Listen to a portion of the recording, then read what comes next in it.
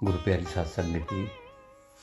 मैं विनोद, जो London England में रहता हूँ, आपके कदमों में पूज्य मस्ताना जी की पवित्र साखियाँ लेकर हाजिर हुआ हूँ।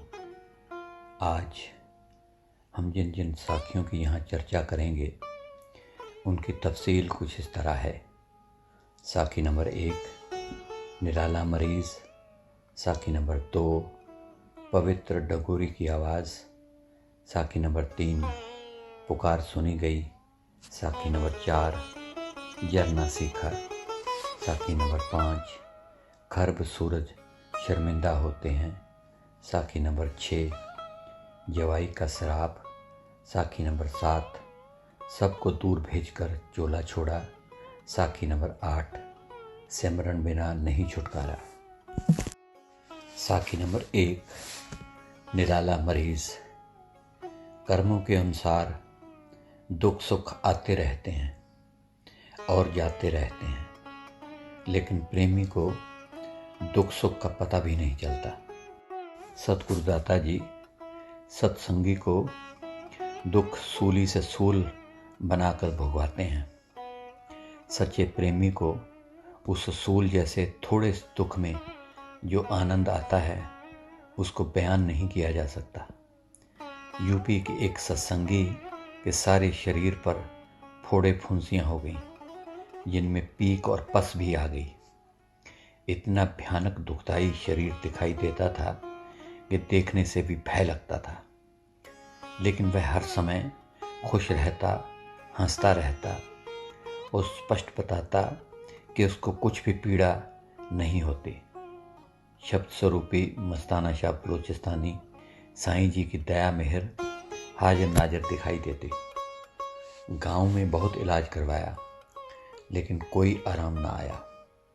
उसने कई बार बताया कि इलाज की आवश्यकता नहीं, क्यों, यह जो कर्म उसे भोगने ही हैं, पर कष्ट नहीं होगा। फिर भी उसके संबंधी कुछ न कुछ इलाज करते रहते। जब बेटे की हालत न सुधरी तो उसकी माँ रोने लगी। सत्संगी मरीज कहता कि ए माँ, तू क्यों रोती है?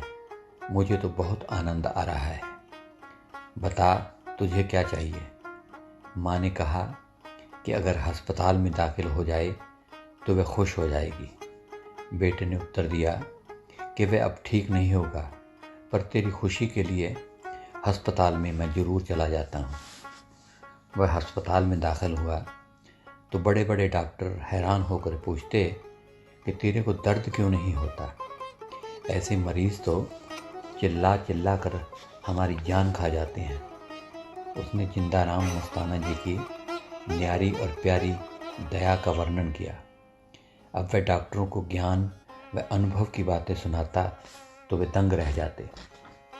अस्पताल से खाना न खाता, पहली अपनी कमाई से बचत से कुछ फल आदि मंगवा कर खा लेता। बाकी उसे किसी प्रकार की भूख प्यास नहीं लगती थी। एक डॉक्टर जिसने MD की डिग्री प्राप्त की हुई थी और परम संत महाराज सावन शाह जी से नामदान प्राप्त किया हुआ था, जब उसे ऐसे मरीज के बारे में पता चला तो वह उसे देखने आया। बातें तो सुनी तो वह घायल हो गया। उसने पूछा कि वह गांव का अनपढ़ गरीब व्यक्ति है, लेकिन सारी बात का राज क्या है? मरीज ने उत्तर दिया कि जिंदाराम धन धन सतगुरु मस्ताना शाह बलोचिस्तानी जी की अपार कृपा है। इस उत्तर को पाकर वह आश्चर्य में खो गया। फिर उसने बताया कि परम संत मस्ताना साहब के दर्शन का सौभाग्य तो उसे भी प्राप्त हुआ है। मरीज की अंदरूनी सतगुरु मस्ताना जी के राज की बातें सुनकर वह बाकी काम भूल ही जाता। खाली समय मरीज के साथ ही बिताता। फिर तो उसने ड्यूटी भी बदलवा कर इधर ही लगवा ली। उसे एक गंवार से रूहानियत की आश्चर्यजनक वे बातें पता चली जो आज तक किसी ने उसे न बताई थी। फिर वह अपनी बातें पूछता जो सच निकलती। जिसको पता चलता मरीज को देखने आते। गांव के अन्य प्रेमियों में श्री मानवचंद भी पता लेने के लिए आता और सतगुरु दाता जी की बातें चलती रहती। सारे शरीर से पानी चूता रहता, लेकिन वह चूं तक न करता। एक बार इतवार को गुरु चर्चा के बाद अगले दिन श्री मानवचंद अस्पताल आया। उस समय सत्संगी मरीज ने मानवचंद को पोथी पढ़कर सुनाने के लिए कहा। श्री मानवचंद ने बताया कि अगली बार वह पोथी साथ लेकर आएगा, फिर पढ़कर सुनाएगा। और उस मरीज ने उत्तर दिया कि फिर नहीं, अभी, क्योंकि अब उसके जाने की तैयारी है। सतगुरु सच्चे साईं मस्ताना शाह जी ने हुक्म फरमाया है। श्री मानवचंद ने कहा, पोथी तो है ही नहीं। इस पर उसने कहा कि पोथी है। श्री मानवचंद रात गुरु चर्चा वाली पोथी को देख हैरान होकर पूछने लगा कि ये यहाँ कैसे आ गई। मरीज ने उत्तर दिया कि मैं गया था और वह ले आया, लेकिन पूरी बात का पता न चलने दिया। यह बात को देखकर डॉक्टर भी हैरान हो रहा था कि पोथी पढ़ी गई, तो उसने बताया कि उसे बहुत मज़ा आया है। साईं सतगुरु मस्ताना शाह जी बहुत खुश हुए हैं। अगले दिन उसने डॉक्टर को बताया कि अब उसके चलने की तैयारी है। मुझे केवल एक बार उस पवित्र स्थान जहाँ मेरे मुर्शिद पधारे थे का एक बार सजदा करने के लिए, दर्शन करने के लिए छुट्टी दे दो। डॉक्टर ने बताया कि छुट्टी तो दे देंगे, पर वह हिलजुल नहीं सकता, तो जाएगा कैसे। उसने बताया कि जाने का फिक्र मत करो। फिर डॉक्टर ने कहा कि वह भी उस पवित्र स्थान को देखने जाएगा, इसलिए तुम उसी की कार में लेट कर चलना। डॉक्टर को भी मज़ा आ रहा था। सजदा करने के बाद वे वापस अस्पताल में आए। वहाँ उसने बताया कि उसका रिश्तेदार हरिद्वार में रोटी खा रहा है, अब गाड़ी में सवार हो गया है, अब अस्पताल में आ गया है, वो देखो आ गया। ठीक उसी समय उसका संबंधी भी आ गया। थोड़े समय में श्री मानवचंद भी आ गया, तो सतगुरु दाता जी की बातें चलीं। डॉक्टर व मरीज और उसकी माँ भी वहीं थे। फिर उसने बताया कि अब चलने की तैयारी है, जाने के बाद कोई भी रोए ना। उसने सतगुरु मस्ताना बाबा जी नाराज़ होते हैं, तुम सब खुशी मनाना। अब सामने बाबा जी के रथ में मेरे को लेने के लिए दया मेहर करके पधारे हैं, मैं अब जा रहा हूँ। श्री मानवचंद ने उसे साईं पार ब्रह्म मस्ताना शाह बलूचिस्तानी पातशाह के बारे में कई बातें पूछी, जो उसने सारी बता दी। उसके बाद मानवचंद ने उससे कहा कि सतगुरु साईं जी से केवल 2 घंटे की छुट्टी ले लो। उसने उत्तर दिया, वह प्रार्थना करके देखेगा, देखो।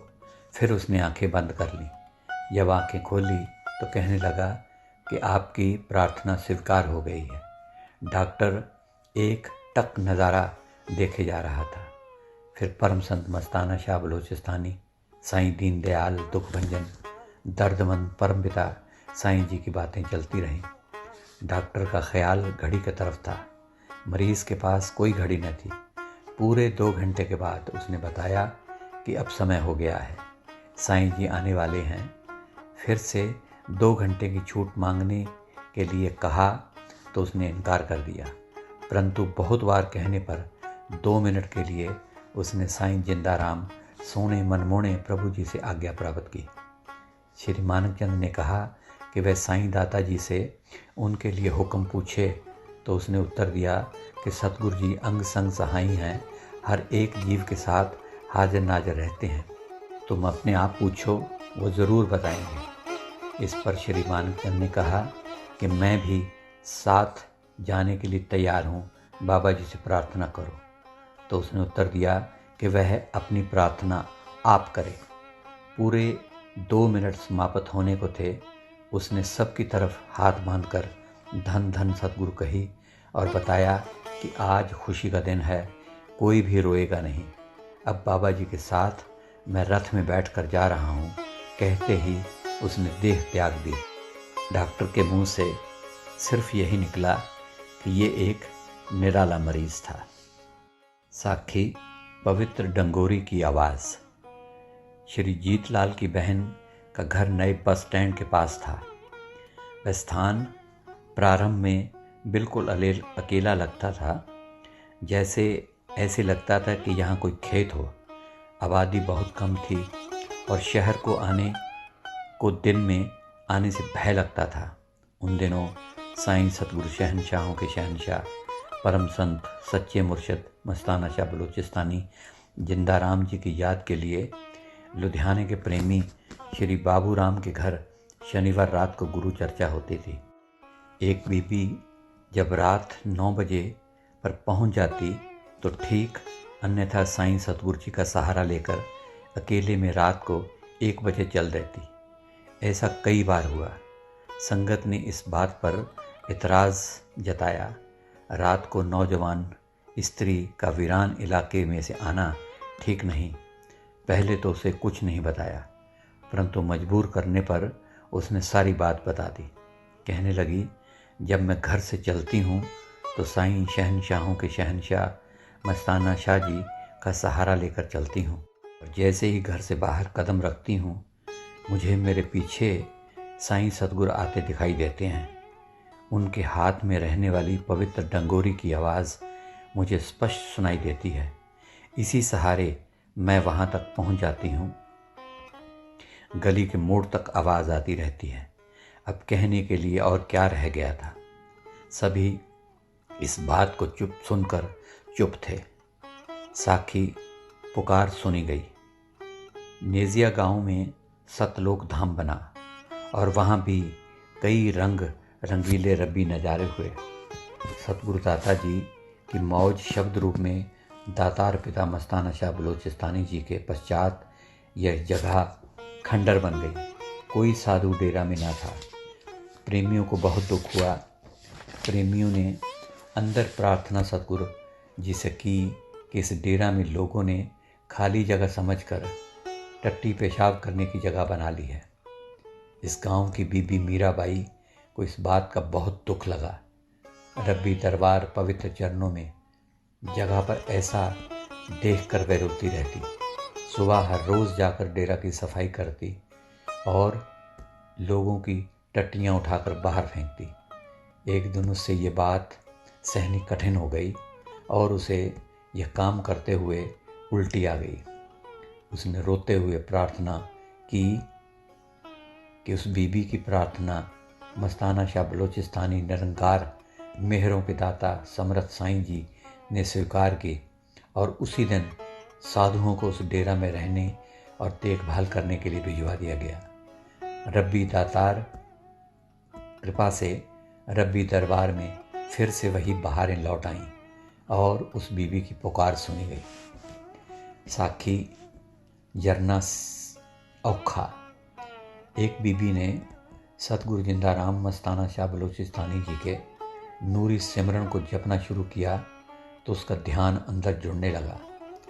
हक और मेहनत की कमाई वाली थी। ध्यान में मगन रहने लगी तो अंदर के राज का पता चलने लगा।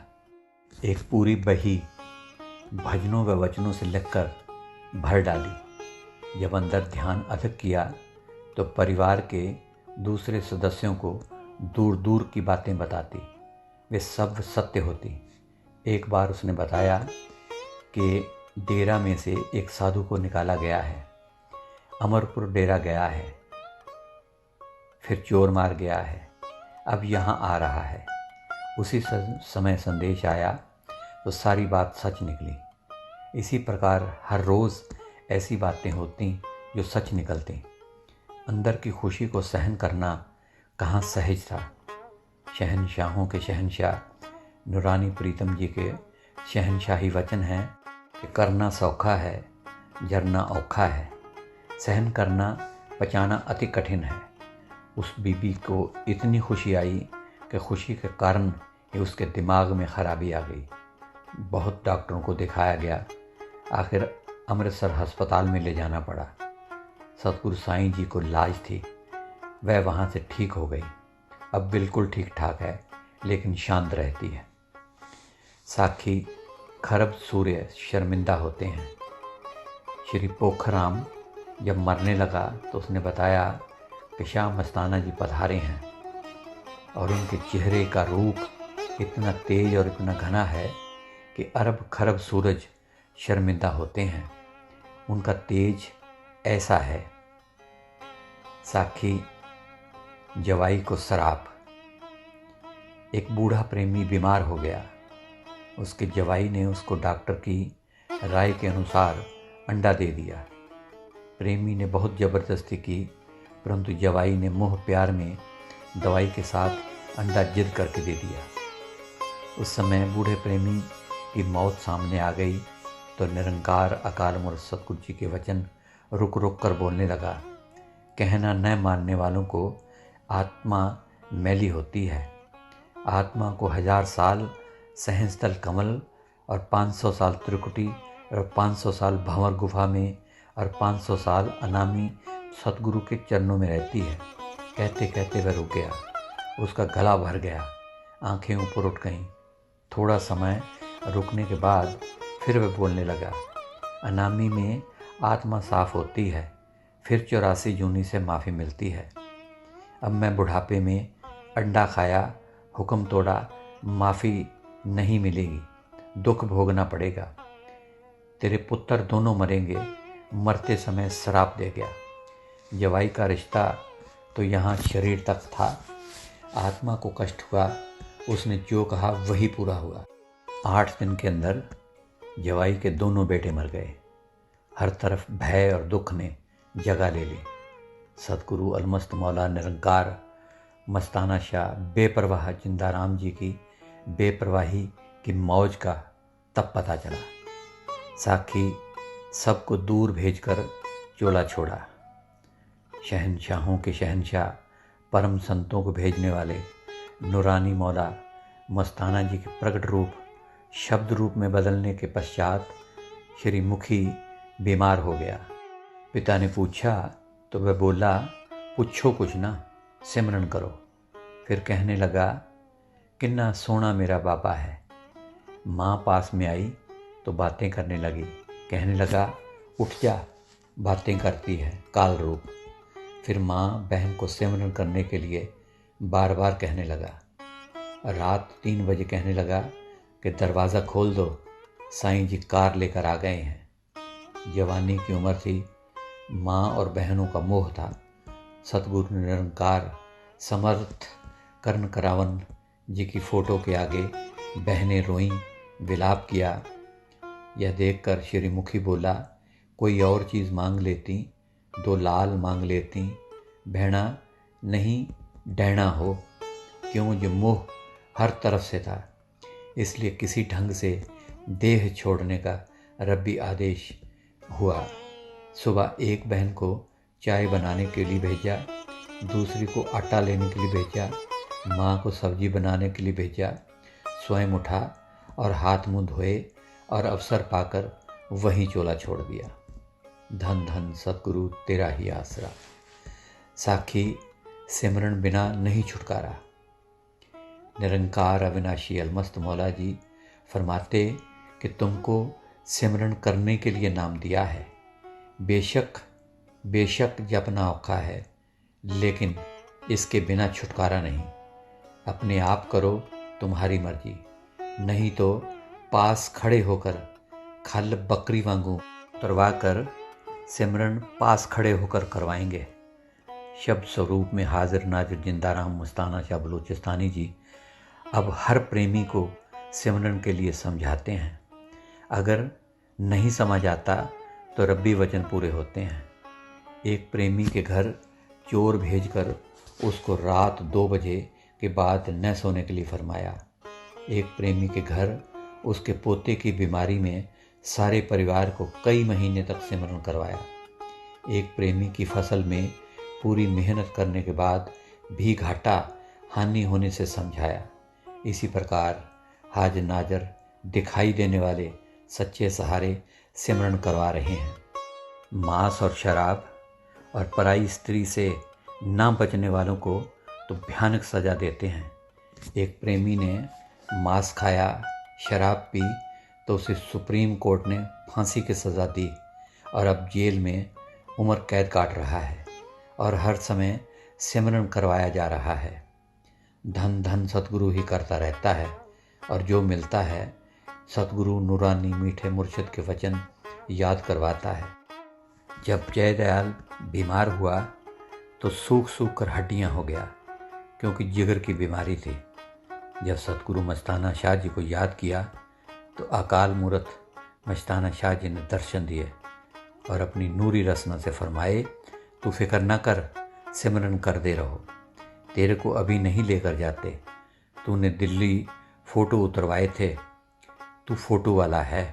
सच्चे साईं परम संत पूज्य मस्ताना शाह बलूचिस्तानी जी जब अलमस्त पवित्र बाडी में थे और जब दिल्ली में जब जयदयाल के घर पधारे तो श्री जयदयाल ने पूज्य मस्ताना जी के फ़ोटो उतरवाए थे।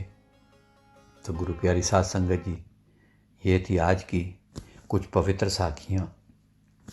आज के लिए इतना ही। कल फिर कुछ नई साखियाँ लेकर आपके चरणों में हाजिर होऊंगा। तब तक के लिए मुझे इस नाचीज़ को इजाज़त दीजिए और मेरी प्यार भरी धन धन सतगुरु कबूल कीजिए। धन धन सतगुरु तेरा ही आसरा, हाजिर नाजिर जिंदा राम तेरा ही आसरा।